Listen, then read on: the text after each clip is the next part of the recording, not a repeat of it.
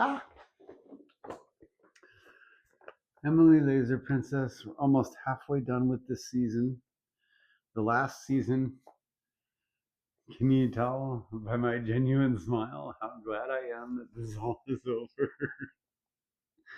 Season 7, Episode 10, Bring on the Night. Andrew finally comes to, starts talking about Jackass Rowling's characters. No misinformation. Buffy and Principal interactions are always like it's supposed to be tense, but I can never forget how few people of color are on this show and how little screen time they get before they die. Zero misinformation. You don't think that I am being honest or telling the truth about this aspect of the show? Watch the fucking show and you tell me if the racial makeup of the cast in terms of named characters and characters with speaking lines and actual roles and characters and such, character arcs and such, is super monochromatic, and you don't think that I'm accurate in saying that, then make your own video about how Buffy is not racially biased in any way, I guess. Whatever. Ugh, fucking ridiculous. Willow, above all, should be able to resist possession. Right? I mean, she's practically like God tier. I don't know if I had my sip. I don't think I did. I'm kind of getting low. Anyway, so I may have only a couple more in me tonight. Does really kind of highlight the weirdness and internal inconsistencies of the slayerification process, i.e., why wasn't a new Slayer called when Buffy died jumping off of Glory's tower? It just doesn't make sense. You can say it's because of faith, but that in and of itself doesn't make sense. Because Faith was called despite Buffy only, or sorry, Kendra was the one who was called. Faith replaced Kendra because, like I keep mentioning, people of color don't last long in the Buffyverse, generally speaking. When Buffy was dead for like a minute, you know, and also she's like defective anyway. I don't know. It seems like someone else one of the other potentials should have been called. To me, I don't know. Maybe I'm just overcomplicating everything, and it is just really as simple and dumb as because Faith was called, or because Kendra was called and replaced by Faith, the powers that be dictated that when Buffy died the second time, there was not a replacement. I've heard a lot of theories about it. You know what? I don't want to care.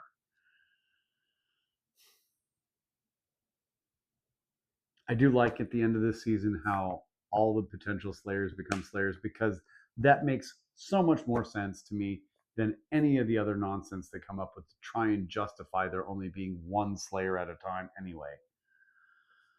I mean, the answer to that is it's because the Slayer was created by a bunch of men who wanted to control and use her as a weapon rather than, allowing her to be an independent person with a thought, with a mind of her own, Now it's the Hellmouth, but others have been mentioned. It's just weird.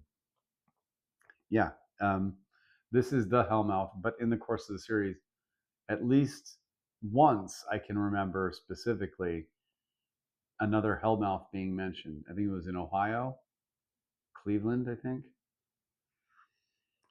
So yeah, it's not the Hellmouth.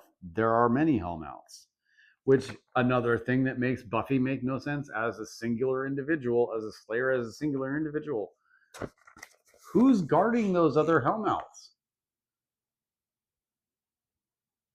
Seriously, who is?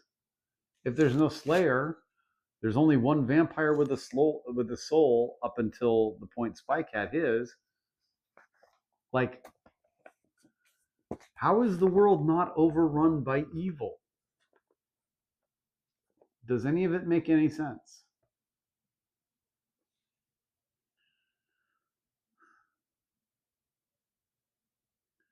Boy, could they use Anya as a demon now? Yeah. The only interesting thing about Anya is that she was a demon.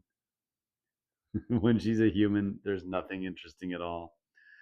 I guess vampires count as dead people for purposes of the first impersonating them. Or both Spike and Drusilla have died, maybe? I don't know. People do seem to get resurrected a lot in the Buffyverse. You know, Darla comes back, and she comes back as a human, and then she gets turned into a vampire by Drusilla, and then she sleeps with Angel, and then she gets pregnant. I mean, is this not the dumbest shit you've ever heard?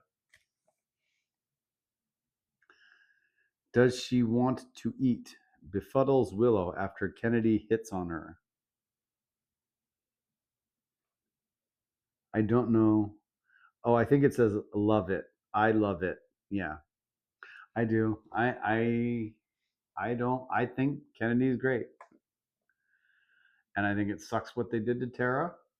It should never have been done. There should never have been a need for a Kennedy. But I think Kennedy does what she needs to do. And frankly, yeah. If I had the choice of a Kennedy or a Tara, I don't know that I could legitimately pick Tara. As cute as she is, and as just absolutely in love with her and Willow when they're in their good state together, as I am, I still think I'd rather have a Kennedy. I am not a Kennedy hater. Willow needs someone to cuddle. Yes, not the only thing, but unstakeable vamps. Yikes! And they're not unstakeable. I was just that was a joke. Turok Han, violent super predator vampires are afraid of, like the way modern humans fear Neanderthals. LOL.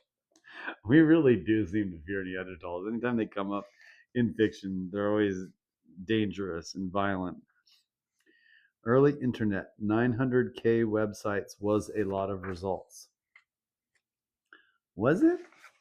Was that ever like a thing? 900,000 results was a small amount? Or was a large amount? I don't know. Principal is portrayed as so suspicious and weird. Yeah. The first as Drew is lame.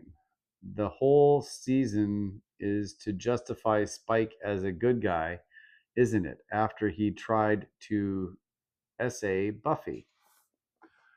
A lot of it is, yeah. And he does end up being heroic in the end. Tired of Joyce. So tired. Was so glad when she died. Now there's more again. Shit. Oh, shut up, Dream Joyce. Buffy sleeping at work, of course. Willow should make them all like magical protection talismans or something. Why not make the Slayer potentials some items that could protect them? Girl who isn't Kennedy takes off, gets killed. Music is so annoying in this low speed chase with hobbled Buffy. Really overdid the ease of Buffy's defeat. Now when she beats the thing will be unbelievable. And then there's Buffy